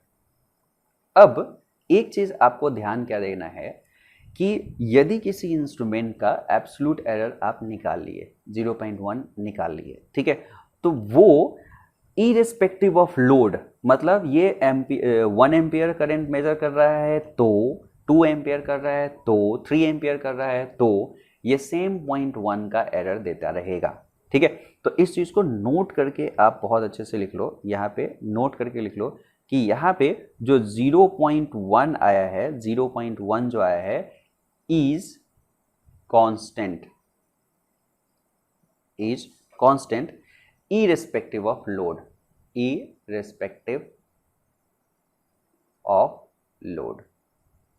ठीक है। तो ये और GAE यदि इतना दे रखा है, 1% दे रखा है, तो मतलब ये हो गया कि जब 10 एम्पियर का 1%, तो 10 का 1% इज व्हाट, 10/100 मतलब 0.1, ये हमेशा कांस्टेंट रहेगा। सपोज करो कि हम एक इस चीज़ को मेजर करने गए और एक लोड टेस्ट कर रहे हैं। ध्यान देना इस न्यूमेरिकल को, एक हमारे पास में मशीन है, ठीक है, और इसी एमीटर को हम यहाँ पे लगाने जा रहे हैं, ठीक है, और इसका लोड टेस्ट करने वाले हैं, मतलब यहाँ पे जो मैकेनिकल लोड है इस लोड को वेरी करेंगे और इससे थोड़ा सा आपको जानकारी होगा, इसके वेरी करने से यहाँ पे जो करंट फ्लो होती है वो वेरी होती है। ठीक है, करंट फ्लो होती है वो वेरी होती है। ठीक है, तो डीसी मशीन में जैसे जैसे हम क्या करेंगे, यहाँ पे लोड को चेंज करेंगे वैसे वैसे करंट बढ़ेगा। तो सीधा सा एक चीज़ यहाँ पे आप कह सकते हो कि जो आई है वो प्रोपोर्शनल टू लोड होगा। ये मशीन के पॉइंट ऑफ व्यू से मैं इंडिकेशन दे रहा हूँ। सपोज करो कि हमने जो एक्सपेरिमेंट किया उसमें ऑब्जर्वेशन आया, उसको मैं यहाँ पे इंडिकेट करता हूँ कि जब हमने 1 kg का लोड लगाया है, 1 kg का लोड लगाया है, मतलब यहाँ पे एक्चुअली क्या होता है कि जब भी हम लोड लगाते हैं तो ये रोटेट करता है ना, रोटेट करता है तो इसको एक बेल्ट के थ्रू और यहाँ पे ऐसे पुली रहता है और इसको टाइट करते रहता है, यहाँ पे एक बना रहता है, इसको टाइट करते रहोगे तो ये खींचता रहेगा। ठीक है, तो ये जो रोटेशन होगा इसमें टॉर्क ये बहुत ज़्यादा क्या करेगा, डिमांड करेगा, तो वैसे वैसे यहाँ पे लोडिंग बढ़ जाता है तो करंट। तो 1 kg का जब हम लोड लगाएं उस समय सपोज करो कि इसने मेजर किया 1 एम्पियर, तो डेफिनेटली सपोज करो कि ये ऑब्जर्वेशन हम ऐसा कहते हैं। नेक्स्ट में जब 2 kg यहाँ पे हमने लगाया तो उस समय ये मेजर किया 2 एम्पियर। सपोज करो कि जब हमने 3 kg लगाया तो ये मेजर किया 3 एम्पियर। ठीक है, और इस तरह से आते आते लेट्स से कि जब 10 kg हमने मेजर किया तो ये सपोज करो कि मेजर करता है 10 एम्पियर। तो एक्चुअली में ये जो मेजर किया है, यहाँ पे जो मेजर किया है, और पहले से इसमें इंस्ट्रूमेंट में इंडिकेशन था कि वो 1% FSD फुल स्केल डिफ्लेक्शन का 1% इसमें एरर होता है जो GAE है, तो एब्सोल्यूट उसमें 0.1 एम्पियर देगा। तो हम ये चाहे जो मेजरमेंट रहे इसमें ये प्लस माइनस 0.1 को ही मेजर करके देगा, जो भी रहे ये प्लस माइनस 0.1 को ही मेजर करके देगा। कभी भी आपको ये चीज़ 10 एग्जैक्टली नहीं होगा, ये प्लस माइनस इतना ही होगा। ठीक है, तो हम इसमें ये देख सकते हैं कि यहाँ पे जो GAE है वो कांस्टेंट है। GAE जो उसमें होगा एरर में, ये वाला जो पोर्शन होगा ये सॉरी 0.5 नहीं 0.1 मैं लिख रहा था, ये भी 0.1 होगा, ये भी 0.1 होगा। ये थ्रू आउट द मेजरमेंट हम कांस्टेंट मानेंगे। ठीक है, 1 इतना, तो मतलब ये प्लस माइनस 1 के फॉर्मेट में ये करेगा, ये मेजर करके, मतलब 1 एम्पियर यदि इसने रीड किया है तो उसमें 0.1 का उसमें क्या है, एरर है। 2 एम्पियर मेजर किया है तो 0.1 का एरर है, इसमें भी 0.1 का एरर है, इसमें भी 0.1 का एरर है। ठीक है, ये मीनिंग आपको समझ में आ गया होगा। ठीक है, एकदम सिंपल लैंग्वेज में क्या आ गया कि ये जब 1 एम्पियर मेजर करने गया होगा तो वो 1 में पॉइंट मतलब 1 पॉइंट, मतलब इसका जो ये जो होगा ये एक्चुअली 1.1 भी हो सकता है ट्रू, और या 1 में से 0.1 घटाएंगे तो कितना 0.9 भी हो सकता है। ठीक है, तो ये चीज़ इसमें ये एरर करके ये देगा, तो एब्सोल्यूट एरर उसमें ये रहेगा। यदि आप सपोज करो कि यहाँ पे 1 एम्पियर मेजर किया और आप कहोगे कि अच्छा बताओ इसमें परसेंटेज एरर कितना है, this 0.1 is what percent of 1, यदि ये 0.1 ये 1 एम्पियर का कितना परसेंट है, यदि ऐसा कोई इंडिकेट कर दिया मेजरमेंट को, ये मेजर्ड वैल्यू था ना, तो मेजर्ड वैल्यू को आप क्या लिखोगे, सीधे 1 एम्पियर तो नहीं लिख सकते क्योंकि आपको पहले से मालूम है कि इतना परसेंट का एरर दे रहा है, तो आपने लिख दिया कि प्लस माइनस 0.1, 1 और plus minus 0.9, 2 plus minus 1, 3 plus minus 1, 10 plus minus 1, ये आपने लिख दिया। लेकिन इसी चीज़ को मैं कहूँ यदि आपको कि यहाँ पे 1 एम्पियर प्लस माइनस, हमें यहाँ पे जो भी ये डब्बा भरना है वो परसेंटेज में होना चाहिए, मतलब ये 0.11 का कितना परसेंट है, तो ये कैलकुलेट करना आसान ना, ये 0.1 जो 0.1 है वो 1 का कितना परसेंट है, तो 1 नीचे डिवाइड करेंगे और यहाँ पे 100 से मल्टीप्लाई कर देंगे। ठीक है, तो ये कितना हो जाएगा बताओ, तो यहाँ से एक ऐसे ये हो गया 10%, तो आप यहाँ पे रखोगे इसको 10%। ठीक है, उसी तरह से यदि इस डेटा को इंडिकेट करना रहे, इस डेटा को यदि लिखना रहे तो इस डेटा को लिखोगे 2 एम्पियर और प्लस माइनस ऐसी परसेंटेज में सब डब्बा को भरना है, इसको 3 एम्पियर प्लस माइनस ये परसेंटेज में कितना एरर है वो दिखाना है आपको। उसी तरह से यहाँ पे आपको 10 एम्पियर प्लस माइनस इस डब्बे को भरना है कि कितना होगा। ठीक है, तो आप मुझे बताओ कि इसमें कैलकुलेशन करेंगे तो 0.1 ये 2 का कितना परसेंट है, तो 2 इंटू 100 ऐसा एक यहाँ पे रखोगे तो यहाँ पे एक 10 आ जाएगा, 10 से तो 20, ये क्या हो गया 10 बाई इतना तो 5% है ना। फिर इसमें इसमें करोगे तो उसी तरह से क्या हो जाएगा 0.1/3 इंटू 100, ठीक है। तो 10/3 कितना हो जाएगा लगभग 3.33 है ना, 3.33। उसी तरह से यदि 10 एम्पियर पे हम जाए तो 0.1 10 का कितना परसेंट है, तो ऐसे करेंगे, ठीक है। तो 1% हो जाएगा यहाँ पे, ठीक है। तो आपने देखा यहाँ पे जरा सा ऑब्जर्वेशन इस पे लाओ, अपना ऑब्जर्वेशन इस पे लाओ। एक इंस्ट्रूमेंट जिसका GAE 1% है, ये क्वेश्चन बहुत इंपॉर्टेंट है, ठीक है। इसके बहाने आप प्रैक्टिकल चीज़ों को सीख रहे हो। यदि GAE 1% दे दिया तो इसका मतलब ये है कि वो जो भी मेजर करने जाएगा वहाँ पे 0.1 का एरर रखेगा, 0.1 एब्सोल्यूट का एरर रखेगा। तो जब वो 1 रीड कर रहा है तो 10% का एरर बता रहा है उस समय, 1 का वो 10% उसमें एरर है, 2 कर रहा है तो 5% एरर है, 3 कर रहा है तो 3.3% एरर है, 10 कर रहा है तो 1% एरर है। मतलब हम ऐसा इसमें कह सकते हैं कि जो लिमिटिंग एरर है या जो वेरिएबल या रिलेटिव एरर जो है वो एक तरह से वेरी करता है reading by reading, but absolute error जो होता है वो फिक्स होता है, ठीक है। इसलिए उसका नाम भी एब्सोल्यूट हुआ। दूसरा कि जब एक इंस्ट्रूमेंट्स अपने फुल स्केल के पास रहेगा तो रिलेटिवली लो एरर देगा, और जब वो जीरो के नज़दीक रहेगा तो रिलेटिवली हाई एरर देगा।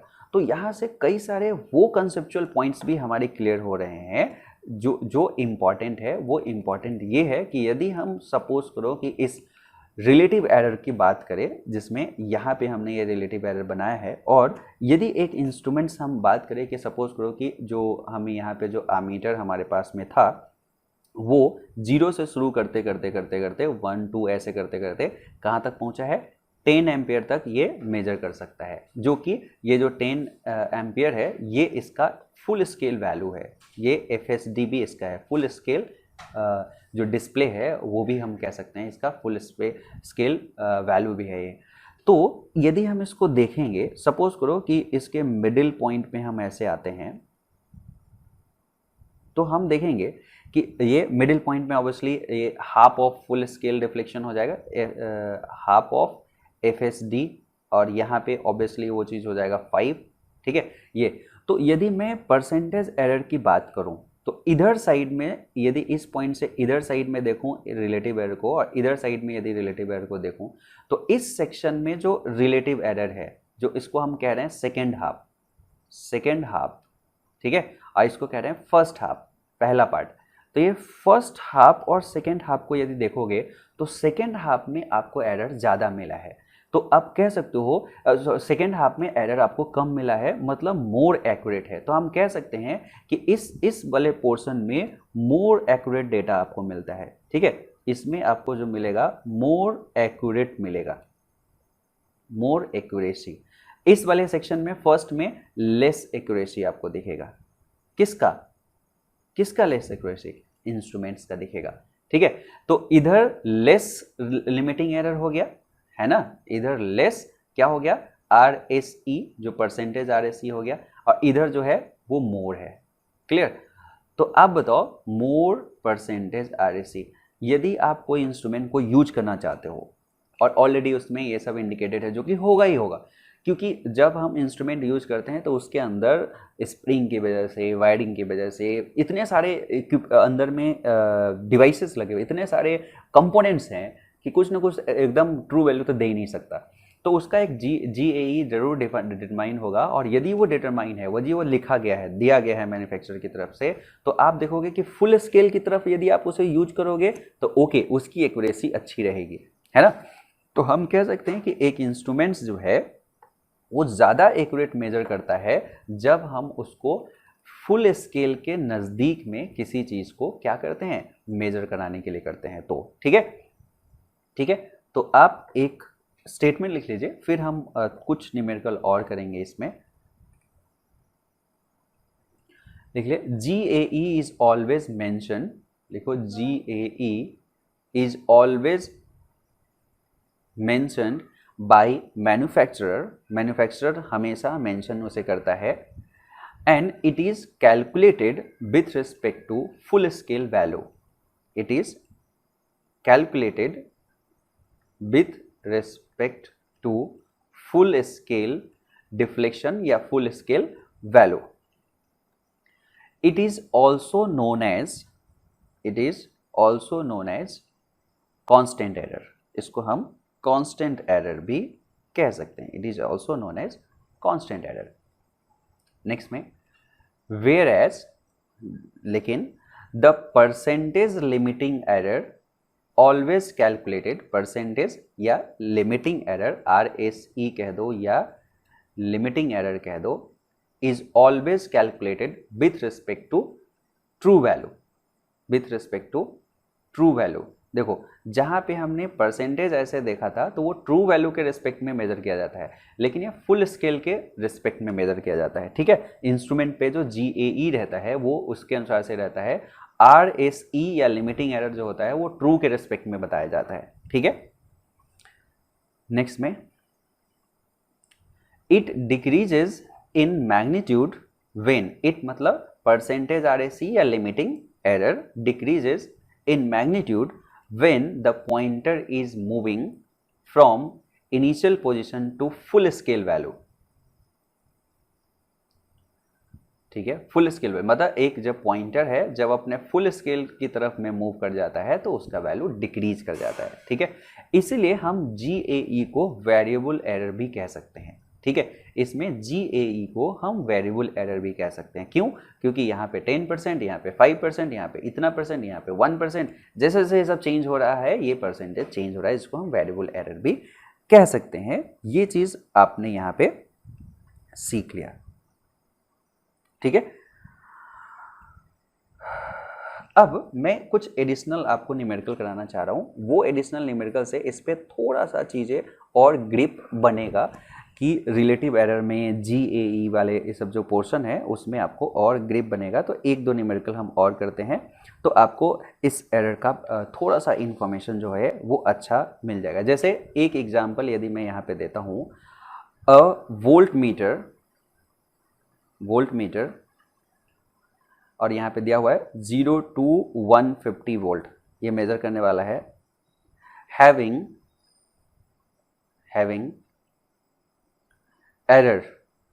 Error of 1%, error of 1%. तो बताओ सबसे पहले यदि ये दिया गया है कि इसका एरर 1% है मतलब this is nothing but GAE. ठीक है, जो गारंटीड एक्यूरेसी एरर है वो है, मैन्युफैक्चरर ने प्रोवाइड किया है. ठीक है, इसमें लिखो कैलकुलेट द परसेंटेज एरर या इसी को हम कह रहे हैं RSE, जो परसेंटेज RSE है या limiting error, when it read A में 75 वोल्ट और B में 100 वोल्ट. देखो इसमें सीधा सा ये कह दिया इसमें ऐसा कि ये गारंटीड एरर दे रखा है, गारंटीड एक्यूरेसी एरर 1% दे रखा है इसमें. ठीक है, तो अब बताओ इसमें सबसे पहले फुल स्केल वैल्यू जो है या डिफ्लेक्शन जो है वो कितना है, 150 वोल्ट है. ठीक है, और GAE कितना दे रखा है, 1% दे रखा है. तो जो एब्सोल्यूट एरर आएगा वो कितना है, 1% ऑफ 150. 1% ऑफ 150 मतलब क्या हो गया, 1/100 इंटू 150 मीन्स व्हाट, 1.5. 1.5 वोल्ट जो होगा वो कांस्टेंट रहेगा हमेशा, कोई भी रीडिंग ले लो वो कांस्टेंट रहेगा. तो यदि कोई कहता है कि यदि ये रीड किया 75 तो इसका मतलब ये 75 प्लस माइनस 1.5 वोल्ट मेजर किया होगा. और ये यदि A में, और यदि इसने B में इसने कहा 100 वोल्ट है तो 100 प्लस माइनस 1.5 वोल्ट इसने मेजर किया है. तो यदि मैं इसको परसेंटेज में लिखने की कोशिश करूं, तो कैसे लिखूंगा, 75 और plus minus 1.5 is what percent of 75. तो ये क्या हो जाएगा, ऐसे इतना परसेंट में लिख देंगे. 1.5 75 का कितना परसेंट है तो 1.5 अपॉन 75 इंटू 100. ठीक है, कितना हो जाएगा, 1 से यहाँ पे 10 कर दो, एक तो गया ऐसे, ये 5, ये 2, तो हम इसको लिखेंगे 75 प्लस माइनस 2%। तो इसलिए पहले केस में, पहले उसमें आंसर जो हो गया रिलेटिव एरर परसेंटेज RSE, इसमें कितना हो गया 2%। और 100 वोल्ट में यदि हम देखेंगे तो क्या होगा, ये 100 वोल्ट है, इसमें देखेंगे तो क्या होगा 100 वोल्ट में 100 plus minus 1.5 is what percent of 100, तो अपॉन 100 इंटू 100, ये इतना परसेंट हो गया, 1.5% ही हो गया, मतलब 100 प्लस माइनस 1.5%।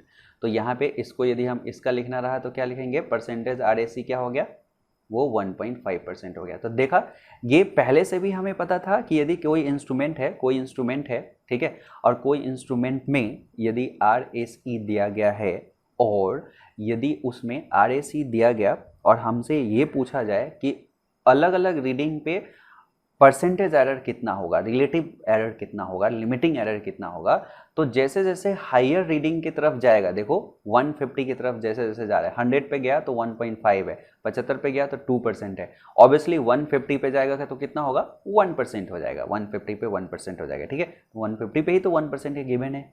क्लियर? तो ये आपको मीनिंग पता चल रहा होगा कि क्या पूछा जा रहा है। एक और क्वेश्चंस मैं आपको देता हूँ, ये क्वेश्चन थोड़ा सा चीज और आपको इम्प्रूव कर देगा। तो एक और एग्जांपल हम यहाँ पे बना लेते हैं। इस एग्जांपल में ये दिया गया है, सपोज करो कि यहाँ पे मैं एक डेटा देता हूँ इंस्ट्रूमेंट का, हमारे पास में डिफरेंट इंस्ट्रूमेंट है, ठीक है, और उसका टाइप दिया हुआ है, वो किस टाइप का है, यहाँ पे फुल स्केल वैल्यू दिया गया है, ठीक है, फुल स्केल वैल्यू जो कि इम्पॉर्टेंट होता है, और यहाँ पे एक्यूरेसी, ऐसे कभी कभी accuracy percentage of FS full scale ऐसा दिया गया है, मतलब ये कुछ और नहीं, यदि ये डेटा में ऐसा दिया गया है तो एक्चुअली यही GAE दिया गया है, ठीक है। अब ये जो डिफरेंट टाइप है उसका यहाँ पे डेटा गिवन है, उस डेटा के अनुसार से जो क्वेश्चन पूछूंगा वो आपको बताना है। इसमें दिया हुआ है, इसको सपोज करो कि मेजरिंग इंस्ट्रूमेंट M1 कहते हैं, ये है 3.5 डिजिट ड्यूअल टाइप। ये सब के बारे में हम आगे पढ़ेंगे, घबराने वाली बात नहीं है। ये M2 जो है PMMC टाइप का है, कोई दिक्कत नहीं है, टाइप से कोई मतलब नहीं, एक नाम है, अभी आपके लिए ये सिंपल नाम है। एक है इलेक्ट्रोडायनेमो टाइप, इलेक्ट्रोडायनेमोमीटर है। M4 जो है ये मूविंग आयरन ऐसा है।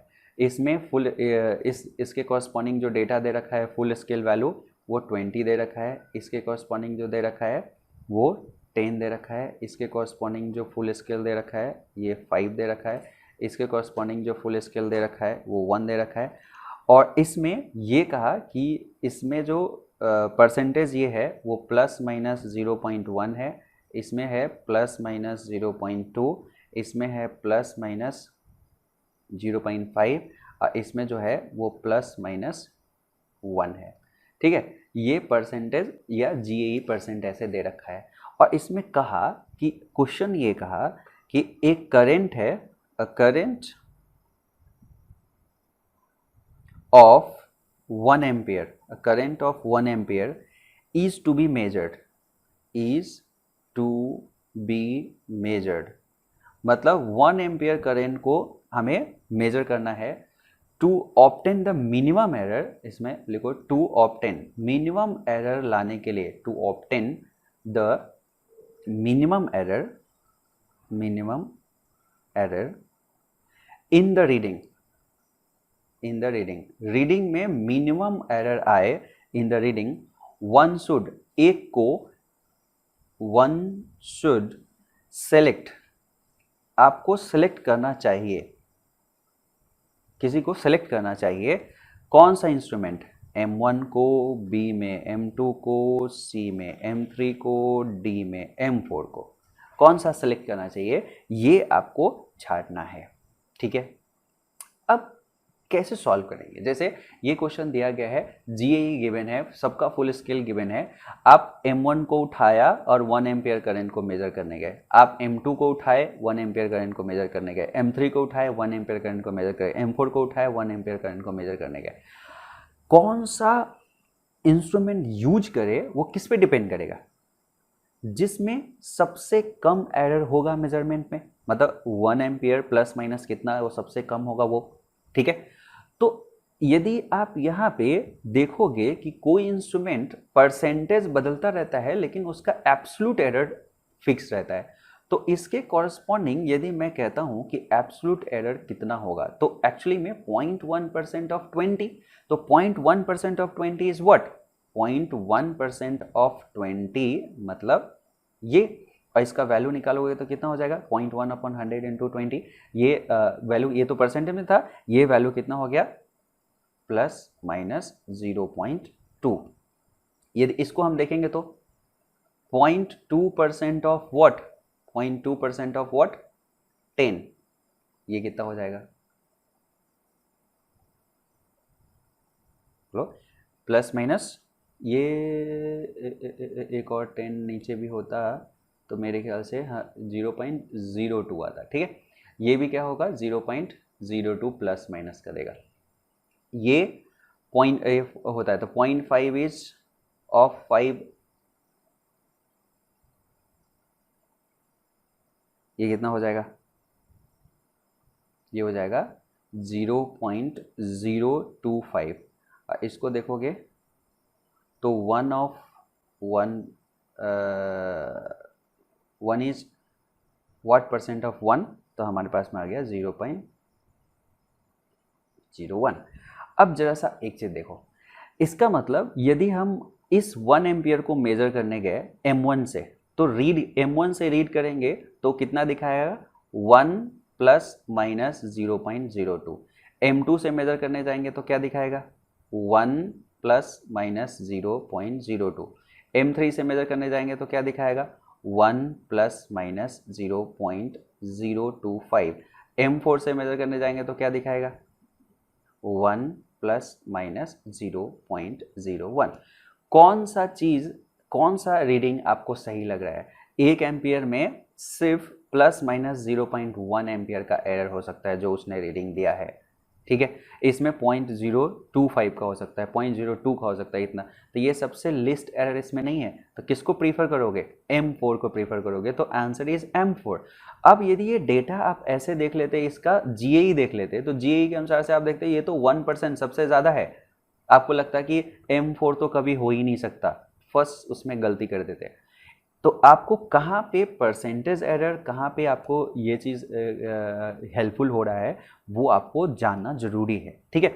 तो ये आप इसमें देख लिए होंगे कि किस तरह से हम यहाँ पे M4 जो है वो बेस्ट है क्या चीज़ के लिए, मेजरमेंट के लिए, यदि GAE दिया गया है तो।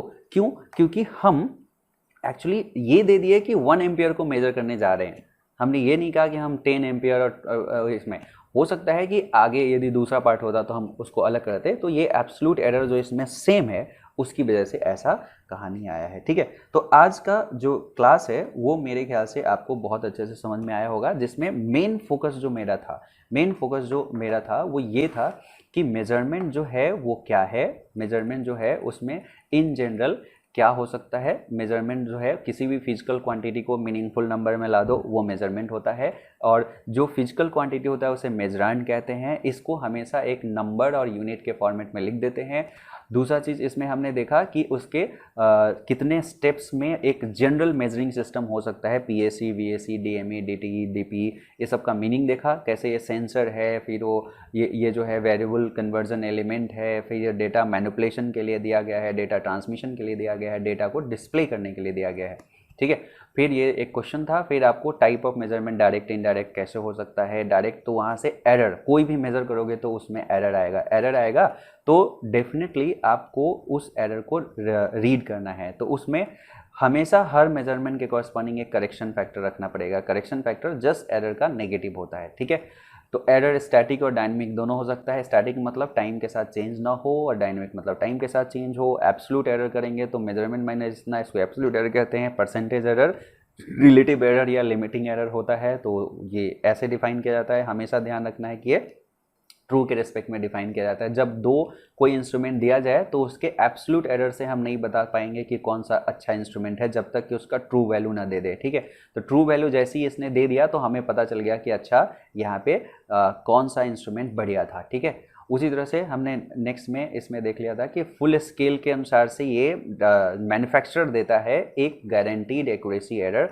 तो वो क्या है, उसका सिग्निफिकेंस क्या है, उसके लिए मैंने ये न्यूमेरिकल बताया था कि सपोज करो कि 0 से 10 एम्पियर तक का एक कोई मीटर है, उसमें 1% का यदि सपोज करो कि GAE है, तो वो यदि हम इसको डिफरेंट कंडीशंस में इसको मेज़र करने के लिए लगाते हैं तो किस तरह से मेज़र करेगा। तो अपना जो उसका जो एब्सोल्यूट एरर है वो सभी में कांस्टेंट रहेगा, इसलिए उसको कांस्टेंट कहा गया था। लेकिन वो जब रीड कर रहा है तो उस समय यदि हम परसेंटेज उसको देखेंगे तो ये ऐसा देगा। तो परसेंटेज रिलेटिव एरर जो फुल स्केल की तरफ होता है वो कम होता है और लोअर में वो थोड़ा ज़्यादा होता है। फिर मैंने आपको ये बताया था कि 1% है तो डिफरेंट रीडिंग पे सेम एक न्यूमेरिकल उसमें बता दिया, ठीक है। और फिर हमने इंस्ट्रूमेंट कैसे चूज कर सकते हैं यदि GAE गिवन है तो, क्लियर।